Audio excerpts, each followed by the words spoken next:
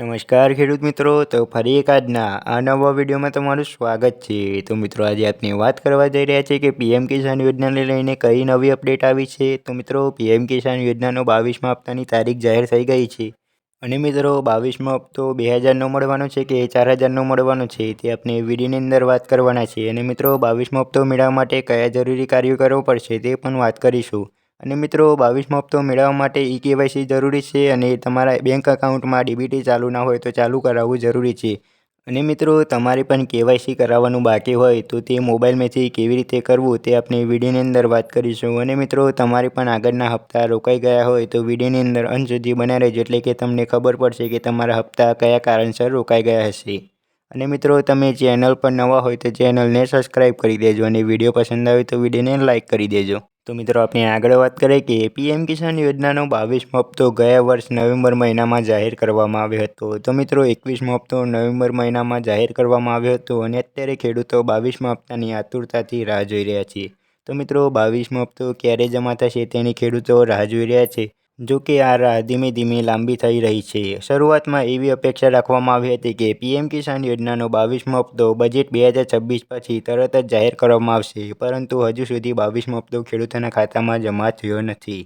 તો મિત્રો 22મો હપ્તો કઈ તારીખે જમા થશે, એટલે કે મિત્રો કઈ તારીખે કયા મહિનામાં જમા થશે ખેડૂતોના ખાતામાં, તે જાણવા માટે વિડીયોની અંદર અંત સુધી બને રહો, એટલે તમને ખબર પડશે કે 22મા હપ્તાની તારીખ કઈ છે અને ક્યારે 22મો હપ્તો ખેડૂતોના ખાતામાં જમા થશે। તો મિત્રો આપણે આગળ વાત કરીએ કે હવે દેશના દરેક ખેડૂતના મનમાં આ પ્રશ્ન આવી રહ્યો છે કે પીએમ કિસાન યોજનાનો 22મો હપ્તો કેમ આટલો વિલંબ થઈ રહ્યો છે। કોઈની પાસે ચોક્કસ જવાબ નથી, પરંતુ કેટલીક બાબતો છે જેને અવગણી શકાય નહીં। હકીકતમાં જાન્યુઆરીમાં સરકારે જાહેરાત કરી હતી કે પીએમ કિસાન યોજનાનો લાભ મેળવવા માટે ખેડૂત આઈડી ફરજિયાત કરવામાં આવશે। ત્યારથી ઘણા રાજ્યોમાં ખેડૂત આઈડી બનાવવા માટે ખાસ ઝુંબેશ શરૂ કરવામાં આવી છે। તો મિત્રો તમારે પણ ખેડૂત આઈડી બનાવવાની બાકી હોય તો ખેડૂત આઈડી બનાવી દો જલ્દીથી જલ્દી, તમને પણ 22મા હપ્તાનો લાભ મળશે। જો ખેડૂત આઈડી બનાવેલી નહીં હોય તો તમને 22મા હપ્તાનો લાભ નહીં મળે। તો મિત્રો આપણે આગળ વાત કરીએ કે 22મા હપ્તામાં વિલંબ થવાનું બીજું કારણ એ છે કે ઘણા લોકો પીએમ કિસાન યોજનાનો લાભ છેતરપિંડીથી મેળવી રહ્યા હતા। હવે સરકારે તેમને દૂર કરવાનું શરૂ કરી છે। તાજેતરમાં ઉત્તર પ્રદેશમાં સરકારે 19 લાખ ખેડૂતોના હપ્તા પર રોક લગાવી દીધો છે।